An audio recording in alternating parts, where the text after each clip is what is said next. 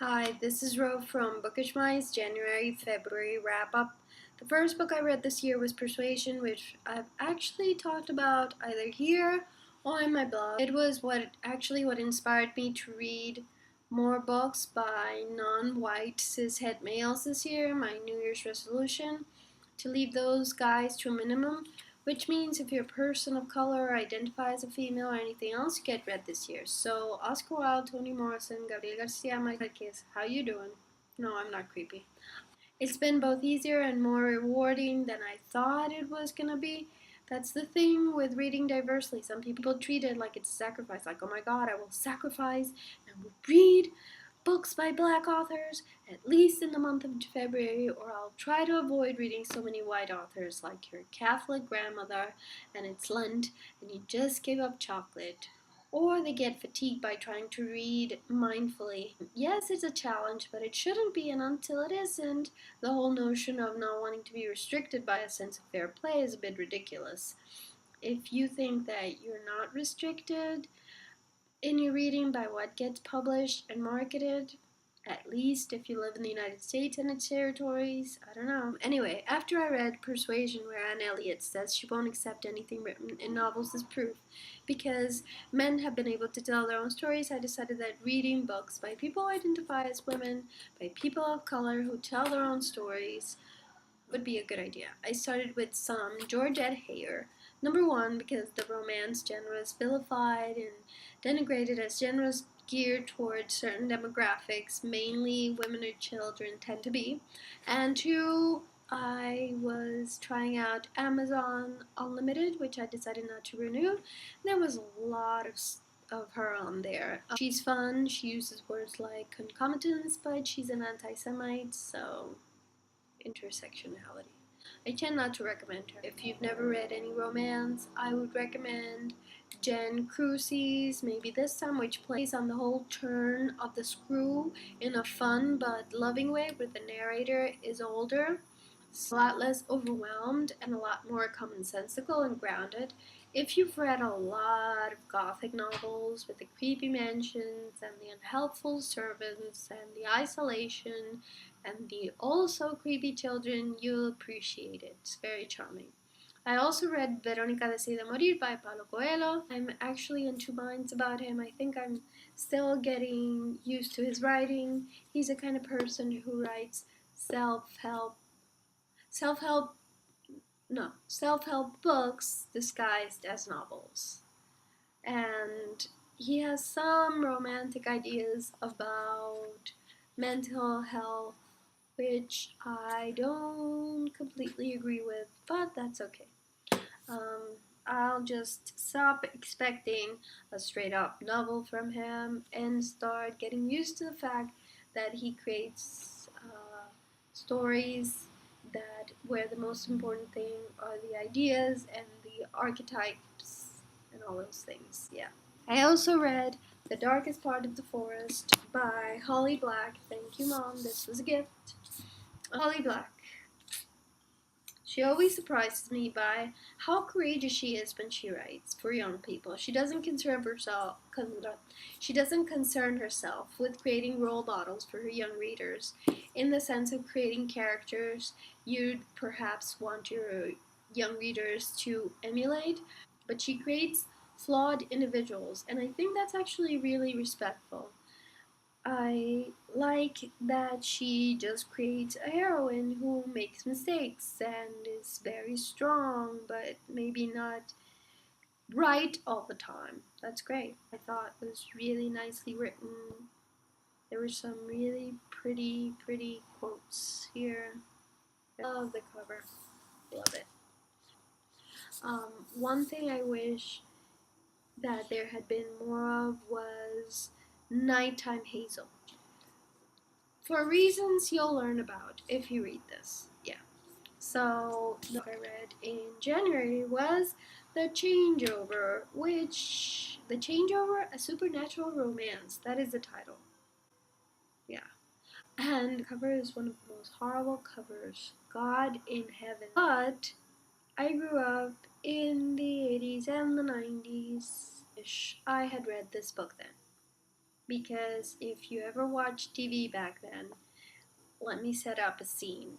The man is running, the woman is running beside him, she trips, she falls, he has to stop, he has to shoot behind him, carry her.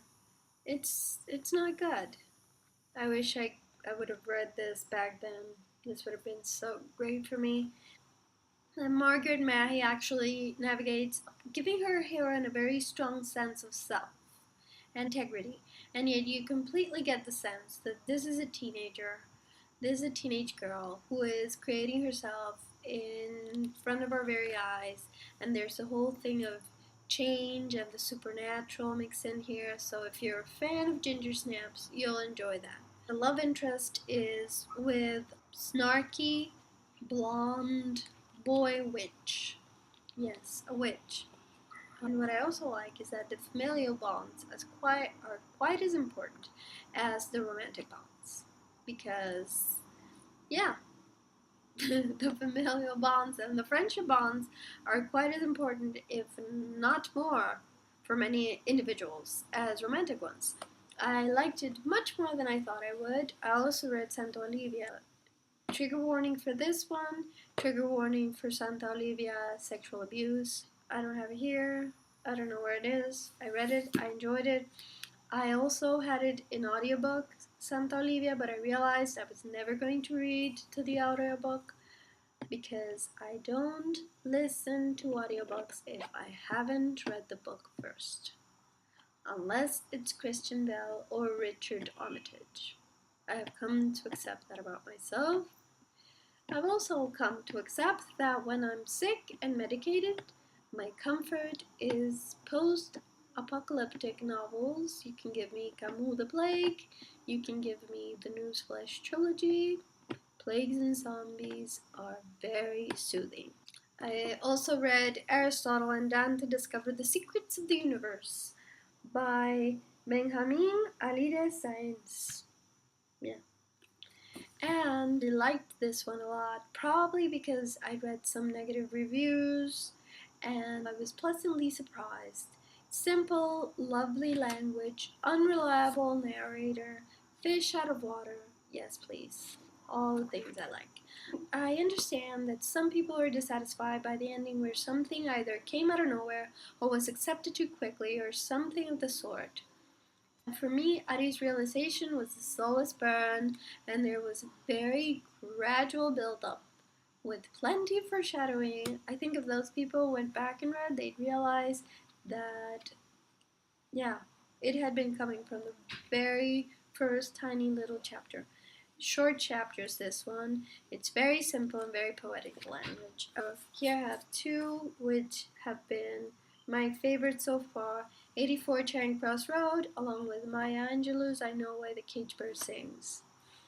84th Charing Cross Road is actually an epistolary nonfiction of an impoverished, idiosyncratic New York Jewish writer who writes letters inquiring for rare books from a British bookseller. It's like one of the most, think of the comfortable sweater and jeans and that you have ever worn while drinking tea in a little nook on a rainy day. Perfection. Now, on the other hand, you know why the cage bird sings? Not so comfortable.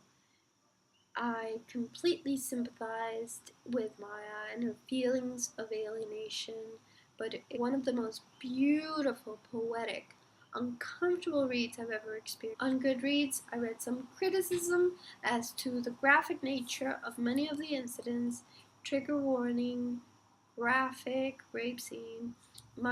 Miss Angelou, she went through this, and I found it incredibly important. I think it's vital for people not to turn away from the uncomfortableness of history, and especially not turn away from how racism, sexism, and disenfranchisement of many people of color still affects us to this day. And I think it says a lot if we feel like somehow we can't even bear witness to the reality of oppression, that it has to be made somehow cozy or comfortable. I really, really loved it, and I completely recommend that you read this book. And I really want to read the other ones too. Yeah, that would be great. Daughter of Smoke and Bone by Laini Taylor, which I'd had on my digital TBR pile forever. This is the kind of book where, usually two people are waxing lyrically about each other's not my cup of tea, unless there's something else happening. Like there's a great heroine, or there's a subversion of a trope. Since Carol, the heroine, actually talks about tango dancing butterflies and being the human embodiment of a disdainful cat, I actually liked it a lot. There was a bit of a turnaround at the end where I thought the story was going this way and then it swerved into another very interesting place, and I had to actually stop myself from buying the other books in the trilogy. Okay, I've talked enough, I think. Next time maybe I'll do a TBR. I don't know. Adios.